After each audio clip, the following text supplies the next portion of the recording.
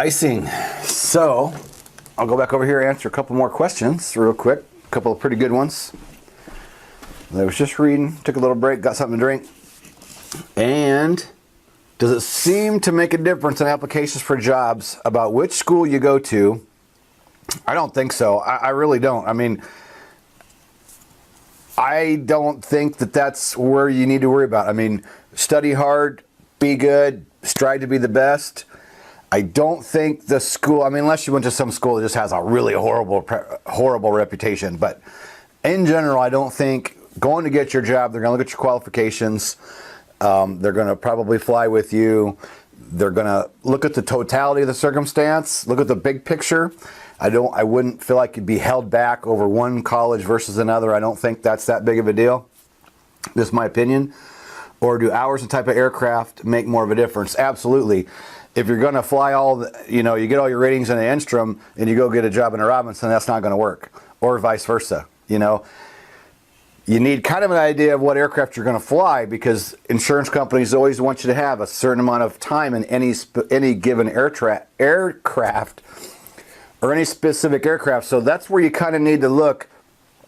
I jumped around in my original training between Schweitzer, Enstrom, and Robinson.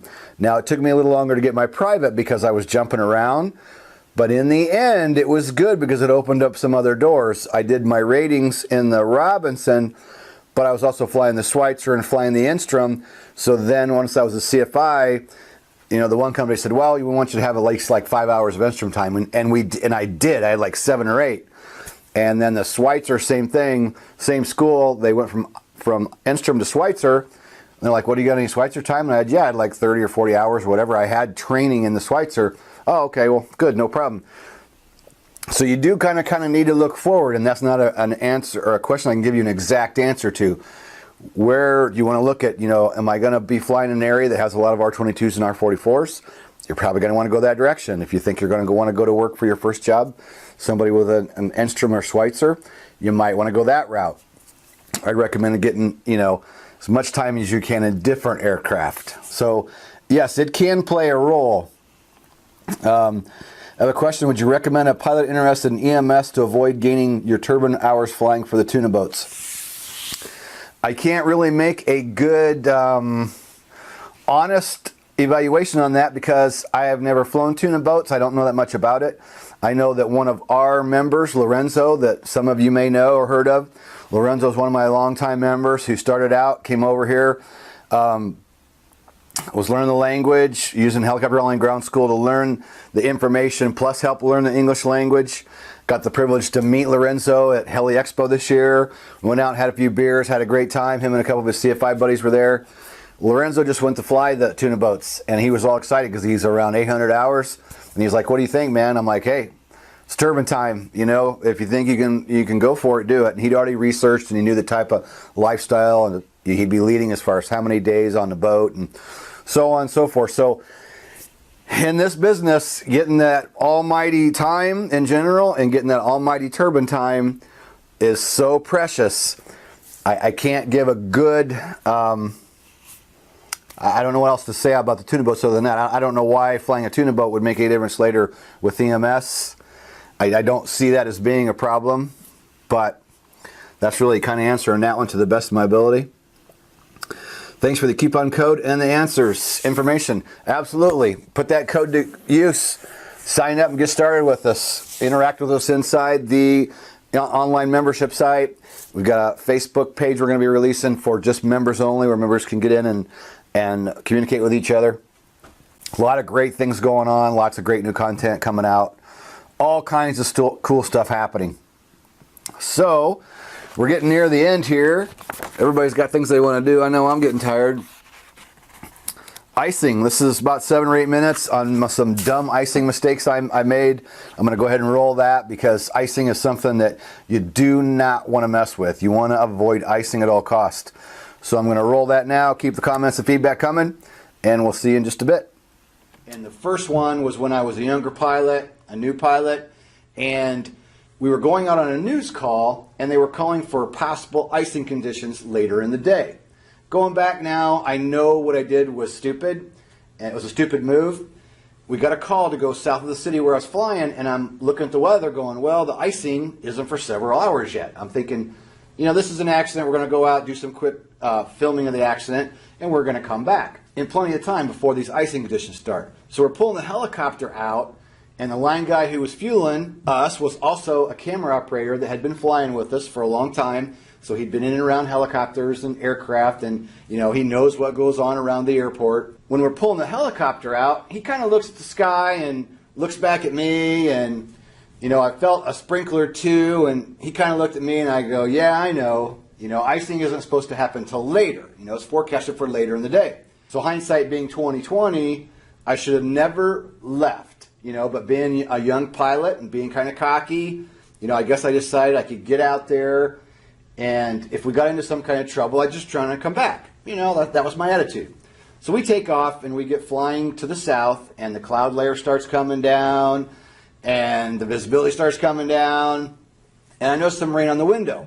Well, it doesn't take long before I figure out these raindrops that were moving, they stop moving, they're not moving anymore. So pretty quickly I realized, I think this has turned into ice. So needless to say, I turned around, started heading back home, and before we get back, I can barely see out the front windshield.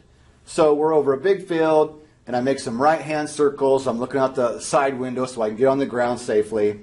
And we try to decide what to do. So we cleaned the window off, and there was a little airport like a mile or two away, and we decided to go ahead and hop on over to that airport. We probably shouldn't have even done that, but didn't want to be stuck in a field. So I should have just stayed in the field, but we made it over this little airport, and the aircraft ended up sitting outside for 3 days. So that's pretty embarrassing. Everybody was fine. We didn't get hurt. Nothing bad happened. But then there's the embarrassment of, why did you go out anyway? You knew there was icing forecast later in the day. I didn't get in trouble. The boss was cool, and he said, well, at least you landed and nobody got hurt, and everything was fine, but use your brain next time. So that was my first experience that really made me think about how you really cannot mess around with this icing. And it's pretty scary when your windshield starts icing up, and all of a sudden you're going, I cannot see so well. So, it happens so fast. It's just how guys get themselves into bad situations. So there's icing number one. The next story, or next thing I want to tell, is I was flying a Jet Ranger and flying in northern Ohio, and we go down to West Virginia to pick up the aircraft after some maintenance. And we waited a day or two for it to get ready, and the helicopter's done, and we're getting ready to head back, and it's snowing outside. And it wasn't heavy snow, but it was snowing, and I'm not thinking that much about it. Visibility's pretty good, and of course I'm getting pressured from the guy I was working for, calling you every 10 minutes. Are you heading back yet? Are you heading back yet? And, there was a lot of pressure there. So he's paying for the motel, and he's paying us to be there, and, he wants his aircraft back home, which I understand that. I owned an aircraft, and I know what it's like. So you want to get the aircraft back home. So the aircraft's all done. We're getting ready to go, and there's this gentleman there who had an office at this maintenance facility who used to work for Bell Helicopter. And we get talking, and I'm a new pilot and new to the Jet Ranger, so he's looking outside and looking at me, and he's like, you sure you want to do this? And I'm like, well, why not? It's just a little bit of snow. And he's going, well, do you have the snow kit? Do you have the baffle kit? And I'm saying no. So he proceeds to tell me about the snow baffle kit for the Jet Ranger. And the company I worked for, they didn't have the snow kit at the time, and nobody used it. And people just went out and flew in the snow and didn't think anything about it. So this gentleman proceeds to tell me how many years he worked for Bell Helicopter, and he had a really impressive resume. And he goes, you know what? He goes, I know you're feeling the pressure because I know the guy that you're working for. And you know what? He goes, I'm just going to call him myself because I don't think you should fly. And, once we talked about it, I said, hey, you know what? I'm going to take the advice of a pilot that's been around a long time. He calls him up and tells my boss that he encouraged us to stay there for the night, and everything ended up okay. We went home and it was clear the next day. So then my third story, having a couple of first-hand scares, then learning a little more about the dangers of icing and exactly what this bulletin was talking about, I move into the helicopter EMS world. And by this point, I'm pretty respectful of the whole icing thing, and anytime the temperature is really close to freezing, I was concerned about turning down the flights because the temperature could be a little below freezing or it could be a little above freezing. I think particularly gets guys in trouble when it's, say, around 39 degrees. Well, yeah, it's 39 degrees on the ground, but as we go up in altitude, the weather gets colder normally, and the speed of the blades moving through the air makes the air colder too. So you can get icing prior to 32 degrees. So I can think of 2 instances specifically where I turned down a flight due to possible icing. We had light rain, it was close to freezing, and I said, nah, I'm not going to take it. And I took some flack from the companies I was working for, and the interesting note is on both of those flights later in the day, another helicopter EMS company who accepted the flight had to land in a field. One was by a landfill and one was out in the boonies somewhere, but it doesn't really matter. Both of these flights I turned down. Another helicopter EMS takes them, they go out and get an icing, and they got to land. So that gave me the confidence to just be able to say, you know what, it's close to freezing, I'm not taking it. I'm not comfortable with this. So you just have to know when to say no, and sometimes you're going to be pressured, and there might be a time where it costs you your job, you just never really know. So this is something you really got to spend some time thinking about, and you got to be conservative. So the last one I want to give you is in the EMS world. The last place I was working, the lead pilot, he was about my age, and he'd been flying for a long time, flew in the military, and he was a really sharp pilot, and he was a good pilot. But there was one night where the temperature was like 36 degrees, and we had light rain, and I turned down the flight. The next day he's like, and he's base manager, by the way, and he says, oh, why'd you turn that flight down last night? And I said, well, it was like 36 degrees, and the weather was, and the temperature was going to drop, and he's like, oh, there's no problem at 36 degrees.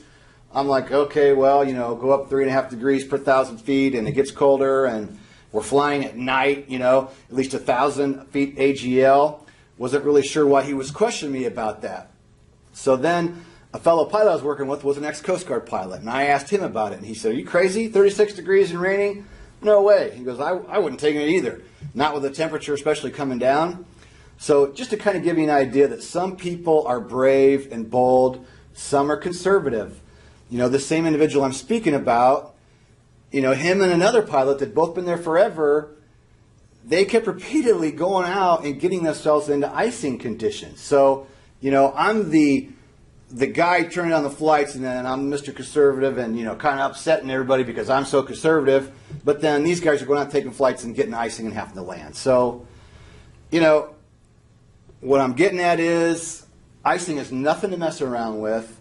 In any job that you go out to, whether it's EMS flying, law enforcement, whatever, all across the board, there's always pressures put on us by the places we work and the people we work for, and then there's the pressures that we put on ourselves. So it's always to be better on the ground, wishing you were in the air, than being in the air wishing you were on the ground. And I can tell you that firsthand.